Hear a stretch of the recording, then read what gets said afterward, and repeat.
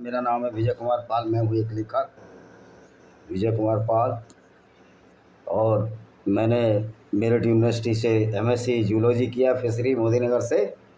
उसके बाद सरकारी सेवा में आया और ये किताबें लिखी।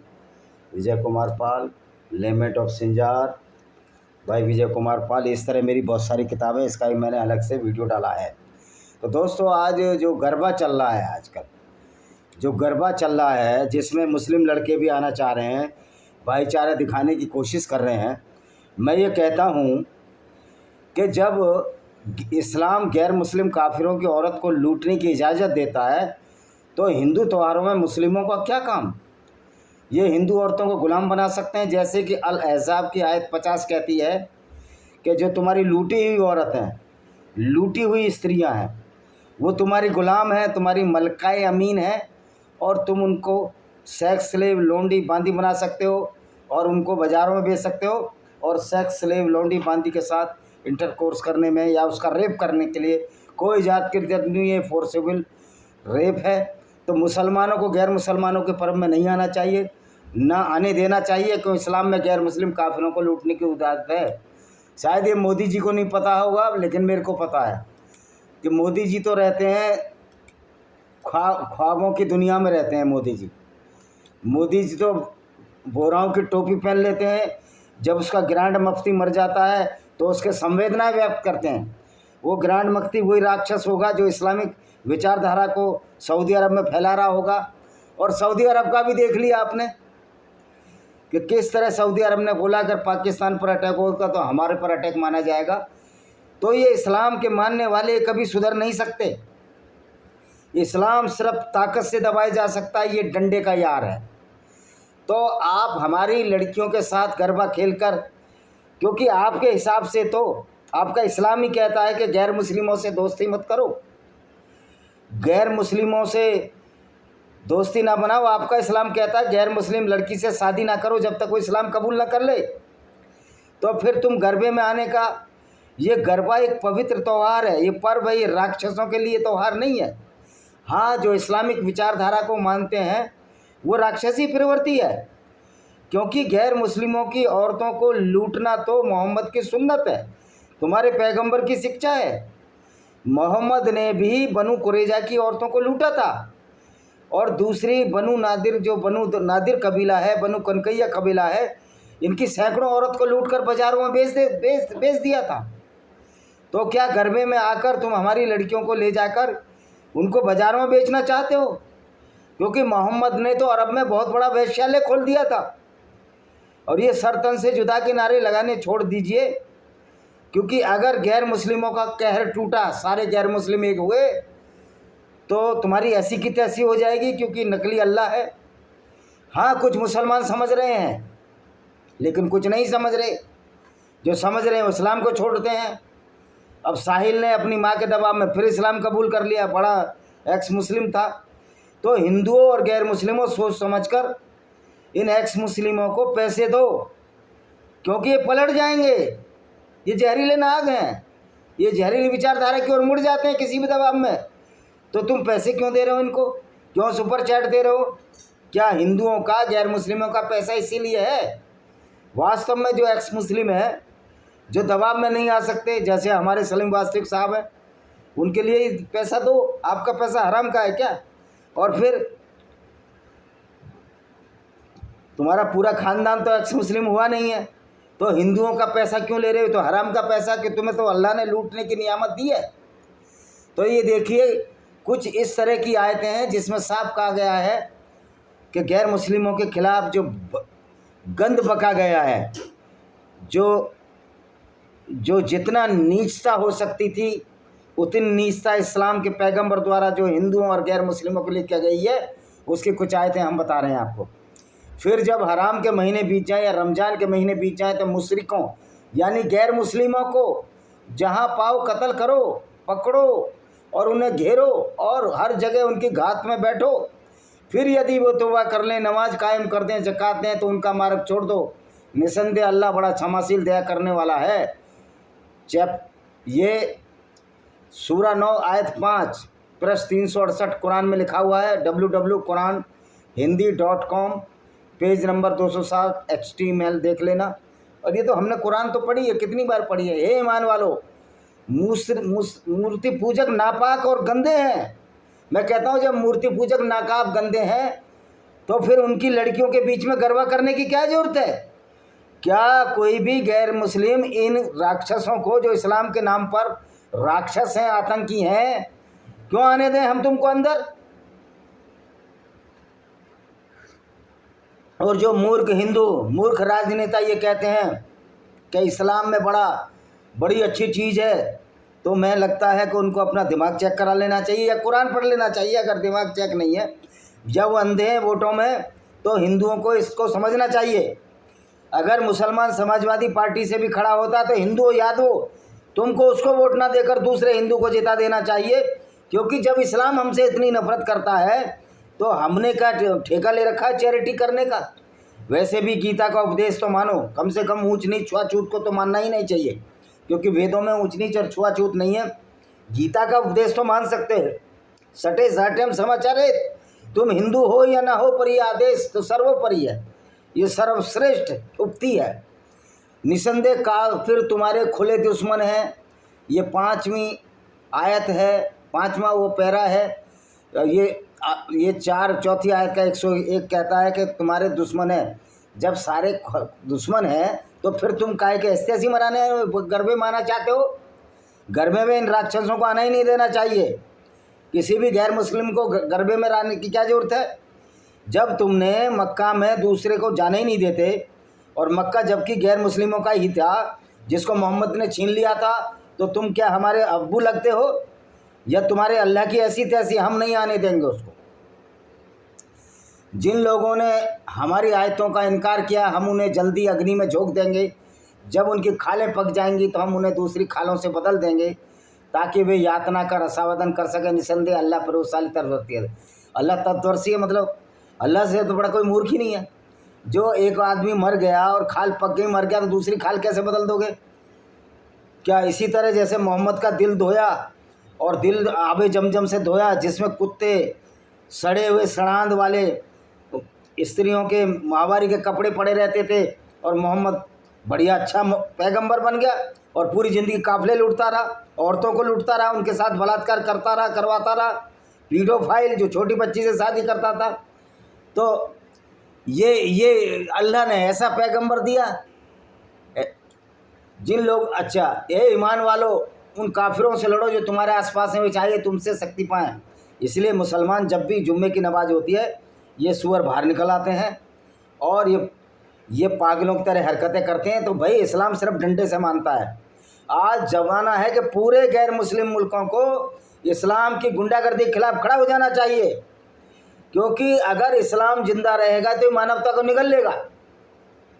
दूसरी, हे ईमान वालों, मुसलमानों, अपने बापों और भाइयों को अपना मित्र ना बनाओ यदि वे ईमान की अपेक्षा को पसंद करें, यानी वो मुसलमान ना है तो उनको अपना मित्र मत बनाओ। यदि वो धर्म छोड़ दें, नास्तिक बन जाएं या दूसरे धर्म में चले जाएं, तो ये है इस्लाम का घिनौना रूप, नफरत की विचारधारा। और तुम में से कोई उनसे मित्रता का नाता जोड़ेगा तो ऐसे लोग जालिम होंगे। यानी हम जालिम हैं इस्लाम के हिसाब से, और वो भी जालिम है जो इस्लाम छोड़कर हमसे नाता जोड़ता है या मुसलमान होकर भी हमसे नाता जोड़ता है। अल्लाह काफिर लोगों को मार्ग नहीं दिखाता, कह रहा अल्लाह काफिरों को मार्ग नहीं दिखा। अब अल्लाह का मार्ग तो अज्ञानता का, मूर्खता का मार्ग है, इसको कोई देखना भी नहीं चाहेगा। इवन मुसलमान भी अब इस्लाम छोड़ रहे हैं। ये साहिल ने तो इस्लाम छोड़ा नहीं है, ये अपनी माँ की वजह से, वो माँ मर रही है, उसके आखिरी में उसकी इच्छा पूरी कर रहा है, और सच्चे दिल से वो कभी भी अब मुसलमान वैसा नहीं रहेगा। वो बराए नाम का मुसलमान है, इसका नाम ही मुसलमान है और कुछ नहीं है, क्योंकि उसने इतना सब कुछ मोहम्मद की पोल खोली है, मोहम्मद की जो बेइज्जती करी है।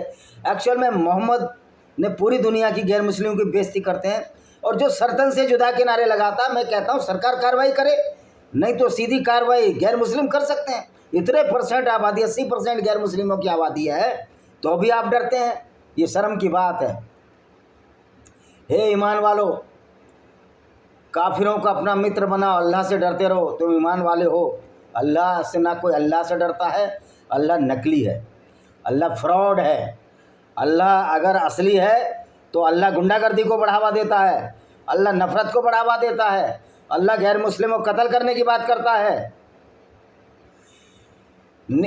फिटकारे हुए मुनाफिक जहाँ कहीं जाएंगे पकड़े जाएंगे, बुरी तरह कत्ल किए जाएंगे। ये चैप्टर 33 अल-अहज़ाब का आयत है, ये पढ़िए इसको, तो आप देखिए कि किस तरह इस्लाम कत्ल करने की आज्ञा देता है, हमारी औरतों को लूटने की आज्ञा देता है। फिर क्या तुम शुर्राब के पर लगे हुए हैं? जो नवरात्रि में आओगे, दशहरे में आओगे। अब यूँ कह रहे फिरोज वो बना था, जो अर्जुन बना है फिरोज महाभारत में, रामानंद सागर के में तो कैरेक्टर निभाया है। अगर फिरोज मुसलमान है तो अभी भी वो आतंकवादी है। हर मुसलमान जो इस्लाम में है, जो उस विचारधारा पर चलता है, वो आतंकवादी और राक्षसी प्रवृत्ति का है। वो अच्छा इंसान हो ही नहीं सकता। वो तो रावण से भी गया बीता है, क्योंकि रावण ने तो फिर भी सीता का मर्यादा का ख्याल रखा, लेकिन मोहम्मद ने तो सारी मर्यादाएं तार तार कर दी। सफिया के पिता और पति को कत्ल कर उसके साथ 3 दिन ये रंगरेलियां मनाता रहा ये पैगंबर। ये रंगीला रसूल है, इसलिए महर्षि राजपाल ने किताब लिखी थी। तो इस तरह की आयतें हैं, बहुत सारी आयतें हैं, उसके लिए तो मैं अलग से एक वीडियो डाल चुका हूँ। लेकिन इन ऐसी मूर्खता भरी आयतों की वजह से ही आप समझ सकते हैं कि इस्लाम जब गैर मुस्लिम औरतों को लूटने की इजाज़त देता है, उनके साथ बलात्कार करने की इजाज़त देता है, औरतों को गिफ्ट में लेने की इजाज़त देता है। क्योंकि मोहम्मद ने भी मारिया अल-किबतिया नाम की एक कॉप्टिक ईसाई, जिसको कि अलेक्जेंड्रिया जो मिस्र में है, वहाँ के गवर्नर अल-मकूकस से उसको धमकाकर, उसको चिट्ठी लिखकर कि अगर आप इस्लाम कबूल नहीं करोगे तो हम कत्ल कर देंगे, आ जाएंगे। अल-मकूकस डर गया, उसने समून की बेटी मारिया मेरी द कॉप्टिक को भेज दिया उसकी छोटी बहन के साथ, और मोहम्मद ने उसके साथ अवैध संबंध बनाए, जिससे एक बच्चा पैदा हुआ जिसका नाम था इब्राहिम, जो कि 3 या 4 साल की उम्र में मर गया। तो ये जो इस्लाम का अल्लाह है, जब हमको काफिर हमको गालियां देता है, हमको जहन्नुम, जो कि जहन्नुम अल्लाह के बस बाप के बस की भी नहीं है कि किसी गैर मुस्लिम को जहन्नुम भेजे, अल्लाह के बस की भी नहीं है। ये खुद अपने हाथों से कत्ल कर दे, क्योंकि अल्लाह तो बहुत एक कैरेक्टर था, एक पपट है, मोहम्मद की बनाई कठपुतली है। तो भाई जब तुम हमें कत्ल करने की बात करते हो जो मोहम्मद के विचारधारा पर चलकर, तो तुम क्या हमारे अबू लगते हो? जब तुम हमें बोलते हो हम तुम्हारे खुले दुश्मन हैं, तो गैर मुस्लिम भी तुम्हारे खुले दुश्मन है, क्योंकि शुरुआत तुम्हारी तरफ से हुई है और समाप्त गैर मुस्लिम ही करेंगे। इस्लाम की समाप्ति निश्चित तौर पर होगी, भले तृतीय विश्व युद्ध हो और इस तरह के आतंकवादी विचारधारा का कत्लेआम किया जाएगा। सऊदी अरब से कोई बड़ा आतंकवादी देश नहीं है, क्योंकि वो इस्लाम का अब्बा तो वही है, वही तो मक्का मदीना है। अगर मैं कहता हूँ मोहम्मद बिन सलमान में इतना दम है, उनके कंचों में इतना पानी है, तो क्यों नहीं इस्लाम को ख़त्म कर देता? वो भी वही राक्षसी प्रवृत्ति का मोहम्मद बिन सलमान है, जो कि आज पाकिस्तान से समझौता करता है। तो इनकी जहनीत ही गंदी है, क्योंकि इनका पैगंबर ही गंदा था। जो काफिले लूटने वाला पैगंबर हो, कत्ल करने वाला पैगंबर हो, पूरी ज़िंदगी औरतों से बलात्कार करने और करवाने वाला पैगंबर हो, उसकी जहनीत ही ऐसी है। तो किसी ने कहा कि इस्लाम डंडे का यार है, ताकत से झुकता है, क्योंकि जहाँ जहाँ मोहम्मद को मार पड़ी, ताकत हुई, वह मोहम्मद डर की वजह से मरे हुए लोगों में घुस गया। उहद की लड़ाई में मोहम्मद अल्लाह ने इसकी दांत नहीं बचा पाए, तो मुसलमानों को तो कितनी बार मारा जा चुका है। जब ये बदमाशी करेंगे, जो सच्चा मुसलमान जो इस्लाम पर चलता है वो आतंकवादी है। और मैं मुसलमानों से भी कहना चाहता हूँ, जब तुम्हारी कुरान में लिखा है कि हिंदुओं को या किसी गैर मुस्लिम को दोस्त नहीं बनाओ, तो दोस्त क्यों बनाते हो? हमें कोई गर्ज नहीं है तुमसे दोस्त बनाने की। ऐसी राक्षसी प्रवृत्ति की विचारधारा को मानने वालों से तो हम दूर ही रहना चाहते हैं। तो दोस्तों, गरबे में किसी मुसलमान को नहीं आने देना चाहिए, क्योंकि जो इनकी विचारधारा है, इनको वैसी दरिंदा, बलात्कारी, कातिल, खूनी, क्या क्या लुटेरा क्या क्या नहीं बनाते हैं। ये लड़कियां भी लूट कर ले जा सकते हैं, क्योंकि मोहम्मद भी लड़कियां लूट लेता था। जब इनके पैगंबर साहब लड़कियां लूट लेते थे, तो क्या इनके सिर पर लिखा है कि हमारी लड़कियां नहीं लूटेंगे? लेकिन आपको पता होना चाहिए, अल्लाह और मोहम्मद का ज़माना चला गया, अब कोई लूटने नहीं पाएगा। और हिंदुओं से मैं कहता हूँ, ईसाइयों से कहता हूँ, अरे अपने घर में त्रिशूल तो रख सकते हो, अपने घर में त्रिशूल तो भगवान शिव का प्रतीक है, त्रिशूल रखिए, हथियार रखिए, अवैध हथियार मत रखिए, वैध हथियार रखिए। लेकिन जब ही अवैध हथियार रखते हैं और सरकार कोई कार्रवाई नहीं कर सकती, तो फिर अगर हिंदू अवैध हथियार रख लेगा तो सरकार तुमको रोक पाएगी क्या? देखिए, इस्लाम से लड़ना बहुत ज़रूरी है, नहीं हमारी आगे वाली पीढ़ियाँ बर्बाद हो जाएंगी। ये बात मुसलमान भी समझते हैं, इस्लाम को इसलिए छोड़ रहे हैं। मैं तो मुस्लिम भाइयों से भी निवेदन करना चाहता हूँ, क्या तुम ऐसे व्यक्ति को अपना पैगंबर मानोगे जो औरतें लूटता था, काफिले लूटता था और पूरी दुनिया में नफरत की आग फैला गया? ये कोई अल्लाह वल्लाह का कलाम नहीं है, मोहम्मद का कलाम है। मोहम्मद ने अपने फ़ायदे के लिए, अपनी धन लिप्सा और काम वासना की पूर्ति के लिए इस इस्लाम को चलाया था। वो तो मर गया, मोहम्मद साहब तो चला गया अब दुनिया में, लेकिन पूरी दुनिया में फसाद फैला गया। और जो हिंदू कहते हैं ऐसा कुछ नहीं लिखा, कुरान पढ़ो, कुरान की आयतें पढ़ें, मोहम्मद की सीरत पढ़ो, उसका क्या करैक्टर था, क्या ज़िंदगी भर करता रहा, सारा सिराजा इस्लाम का आपके सामने आ जाएगा और तुम भी नफरत करने पढ़ने लगोगे मोहम्मद और अल्लाह के नाम से। इसी के साथ मैं इस वीडियो को विराम देता हूँ। वंदे मातरम, जय हिंद, आपका दिन शुभ हो।